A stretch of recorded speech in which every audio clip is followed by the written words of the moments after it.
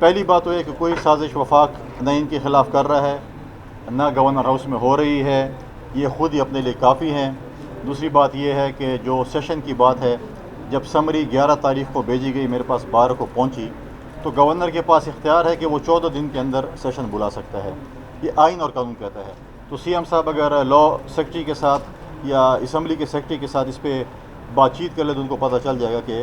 Governor جو ہے 14 دن کے اندر اجلاس بلا سکتا ہے۔ کوئی وہ نہیں ہے کہ آپ کو جو حکومت سمری بھیجے گی اور آپ نے اسی دن بلانا ہے، یہ کوئی پی ٹی آئی کی میٹنگ نہیں ہے یا کوئی ان کی جو پچھلے دنوں جو پھر انہوں نے کہا تھا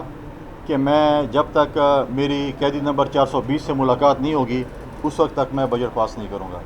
تو میں نے تو پہلے ہی کہا تھا کہ اگر ملاقات نہیں ہوتی ہے تو کورٹ کے ذریعے ہو سکتی ہے یا جو بھی طریقہ کار ہے،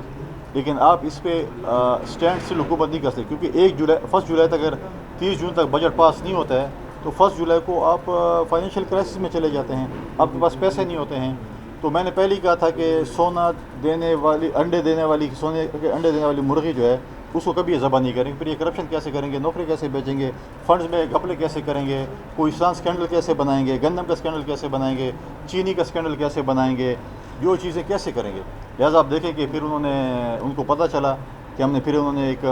خود ساختہ ٹائپ ایک میٹنگ کی اور کل انہوں نے جو ہے وہ بجٹ پاس کیا، چند ہی گھنٹوں میں پاس ہوا۔ کل انہوں نے ایک بڑا جو ہے وہ ایک بیان دیا کہ ہمارے خلاف ایجنسیاں کر رہا تھی۔ تو سی ایم صاحب بتائیں، جب الیکشن مہم چل رہی تھی تو آپ کس کے مہمان تھے؟ آپ کے والد صاحب کی جب جنازہ تھا تو آپ کہاں سے نکلے اور کہاں پہنچے؟ اور آپ کے خلاف تو ایف آئی آریں تھیں اور آپ ایف آئی آریں اچانک ختم کیسے ہو گئی؟ تو یہ بھی اگر وہاں پر جو انہوں نے پتنی کلمہ پڑھا جو کہ اس میں بتا دیتے کہ میں نے اپنی پارٹی کے خلاف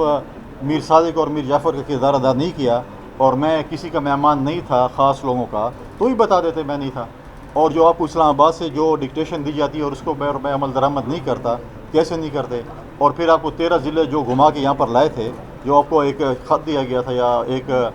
بریفنگ دی گئی تھی کہ آپ 13 ضلع گھوم کے آئے۔ اب ایک راکٹ سائنس ہے کہ دامن کو سے 13 ضلع خیبر پختونخوا کے کیسے کراس کیے جاتے ہیں۔ دامن اسلام آباد کے بعد پہلا ضلع ہی خیبر پختونخوا کا ہزارہ شروع ہو جاتا ہے۔ تو لہٰذا وہ چیزیں کریں جو چیزیں ہوں، یہ مطلب ہے کہ آپ اسمبلی میں بھی کھڑے ہو کے ڈائلاگز بولیں، یہ چیزیں وہ چیزیں ڈائلاگز نہیں چلتے۔ اور دوسری بات یہ ہے سازشین کے اپنے ہی جو ہے اپنے لوگوں کو سنبھال لیں، اپنے اندر جو ہے چیزوں کو دیکھ لیں تو پھر چیزیں بہتر ہوں گی۔ سازش ہم کوئی نہیں کرتے، ہم تو جمہوری لوگ ہیں، ہم تو کہتے ہیں جمہوری پسند ہے۔ اگر آپ کہیں کہ میں نے بجٹ پاس نہیں کرانا اور حکومت چلے اور فائنینشیل کرائسس ہوں اور پھر بھی کچھ ہو، تو پھر کیسے یہ چیزیں ہو سکتی ہیں؟ آئین کے مطابق چلنا ہے، قانون کے مطابق چلنا ہے اور ہم آئین کو فالو کریں گے، نہیں کسی چیز کو اور